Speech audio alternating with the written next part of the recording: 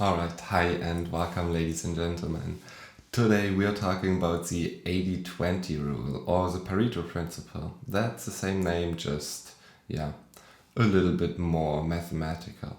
Well, when we try to achieve a goal, we actually always try to seek for perfection. And that is a kind of human thing. But actually, the imperfection makes us unique. It accompanies us on our daily life, on every decision we make, and everything. And that is kind of fascinating. And I think the 80-20 rule is very, very important if we have a look at that. Well, what is the 80-20 rule? Well, the 80-20 rule tries to create a correlation between two sets of data.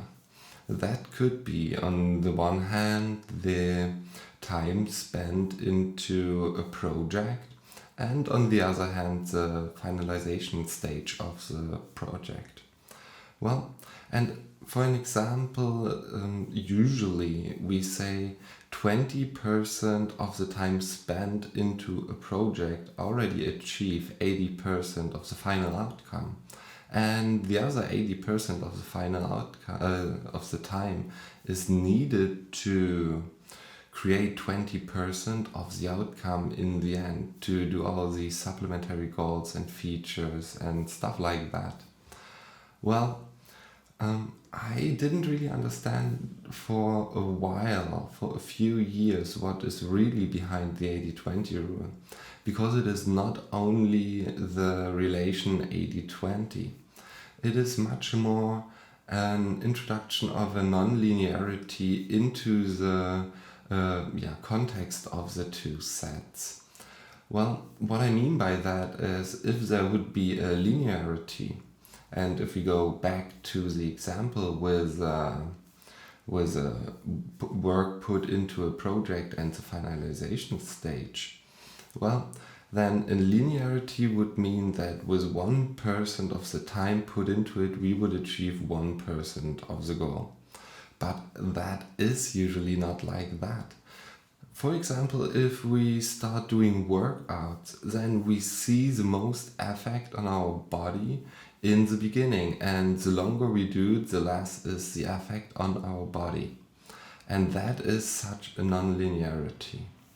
Well, how do we apply this 80-20 rule then to our daily life, to our goals? Well, when we try to achieve something, training a habit, for example, I made a good video up here, then we should do an importance analysis. What of the big goal we want to achieve is really, really important for us? What is the main goal and what is just supplementary stuff or like features that would be nice, but they're not 100% necessary?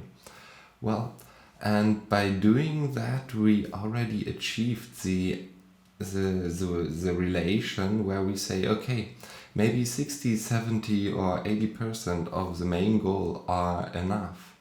And we can achieve that with a much smaller amount of time, let's say 20%. So we basically would have then there, for example, a 20-60 rule.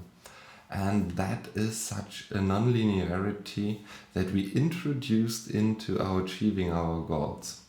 Well, let me give you another example. If we plan our holidays, then at first we have to figure out where we want to go. And we could ask us the question, what do we really want to do? Do we want a relaxing beach holiday? Do we want to go on a city trip, a sightseeing tour?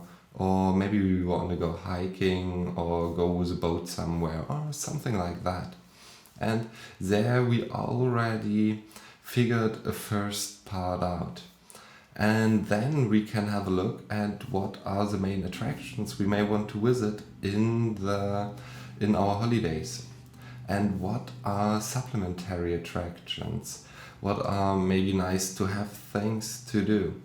And I'd say I'd book the main attractions I really want to see first, and not like the supplementary, the secondary stuff.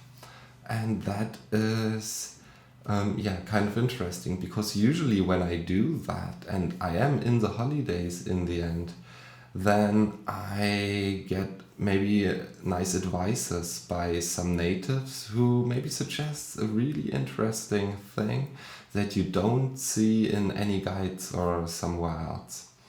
So when I am in holidays, then I have a much more fulfilled holiday because of that, and I spend a lot less time into planning. And that is the 80-20 rule.